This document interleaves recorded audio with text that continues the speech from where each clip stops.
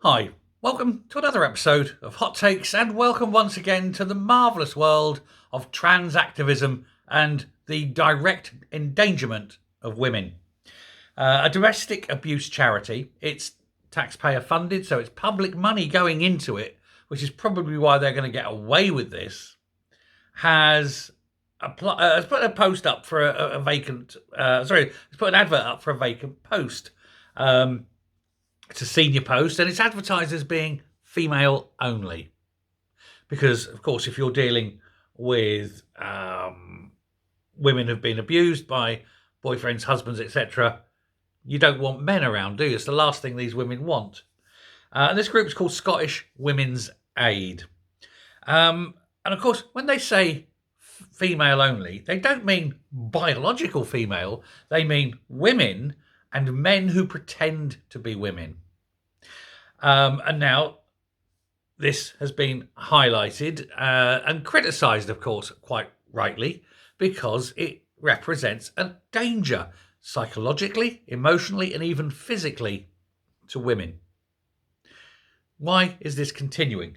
Well, it's because they want to insist that the Equality Act applies to gender, even though the Equality Act does not mention gender and it says sex. And so it's the person's sex that must be considered, not whatever particular way they feel. And of course, the whole point of this Equality Act was to say that, just because someone's trans, you can't refuse them service in a shop or a cafe or a bar. And that's fine. I don't have a problem with that side of it. But when you're talking directly about issues like this, where you're talking personal safety, emotionally vulnerable people, and so forth, then it absolutely cannot be allowed to stand. Now, there's a woman called Maya Forstater, and regular viewers will know that we've dealt with Maya quite a lot. She's a wonderful woman. She actually went to court and won her case because she was gender critical and her bosses fired her. She took them to court and slaughtered them in the courts. She was a legal expert. She herself worked as a barrister, and so she obviously took the money there. She's set up, and she's the CEO of a group called Sex Matters, which is quite right because it does. And she fights for the iniquities of things like this absolutely ridiculous state of affairs. And she's a personal friend now and works very closely, of course, with J.K. Rowling, amongst others. So, this is a serious organisation. This is, it's there.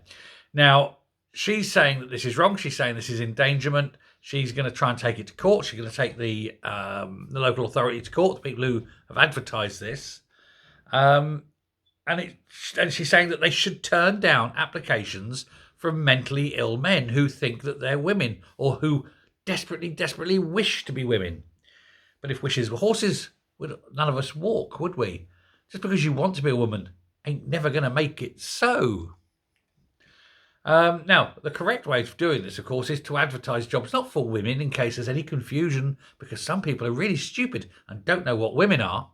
But you just simply advertise for people with double X chromosomes. And that way, there's no doubt whatsoever. And that seems fair to me. Let me know what you think. Let me know if the taxpayers should be funding the right of men to pretend to be women so they can get into women's safe spaces. I suspect very few people will agree. There might be one or two, but they're wrong. Thanks a lot. Bye.